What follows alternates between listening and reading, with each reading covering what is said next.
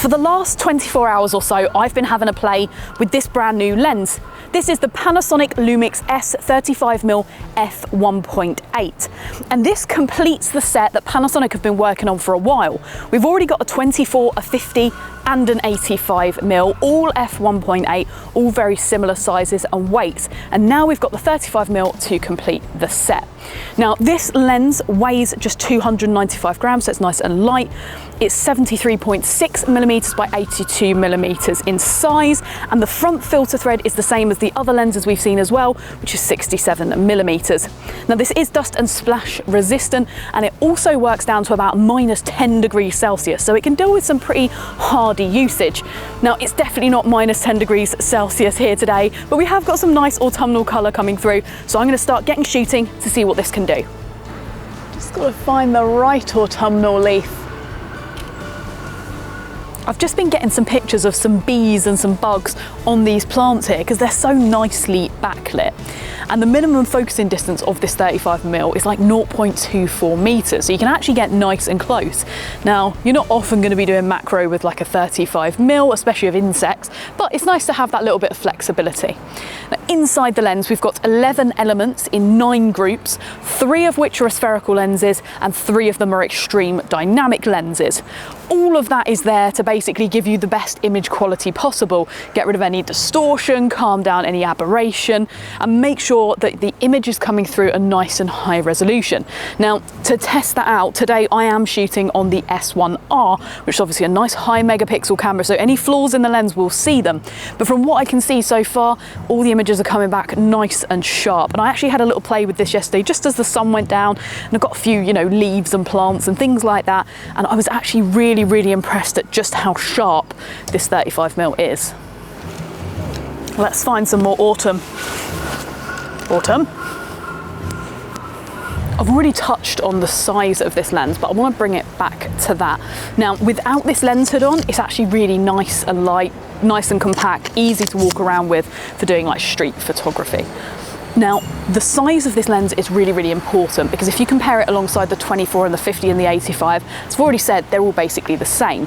And the thing that's great for is not only just packing your bag, but also gimbal usage. When you're shooting video with these and you swap between those lenses, you don't have to adjust really at all if you're using a gimbal. Now, between say the 24 and the 85, there might be a bit of adjustment. Between like the 35 and the 50 or the 35 and the 24, there's going to be pretty much none. So if you are running like a Panasonic video lineup, maybe you're using an S5 or an S1H and you're using this set of primes, it means if you are shooting on a gimbal for the day, you can swap these in and out and you're going to have to do barely any adjustment during that time. And they take the same filters, so you can even share your NDs. One thing I've noticed walking about with this today, when I've been walking down bits like this with brick walls, or when I was walking along the canals earlier and your sort of camera's bumping along beside you, especially if I had it on a strap, the lens hood on this is really nice. It's quite nice and deep, so yeah, it adds a bit of length to the lens, but I don't mind that. It's there for a reason. It means that you're going to damage this way before you're ever getting near your lens. Also, it's got a really nice locking mechanism. It's very definite, easy to find the latch, pops on, and it's got a really tactile little button for unlocking that too.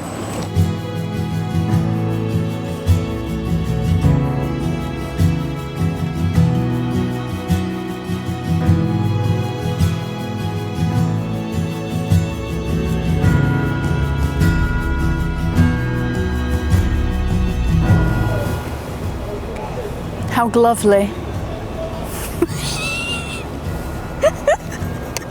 Panasonic have also suppressed the focus breathing to help videographers keep composition when doing focus pulls.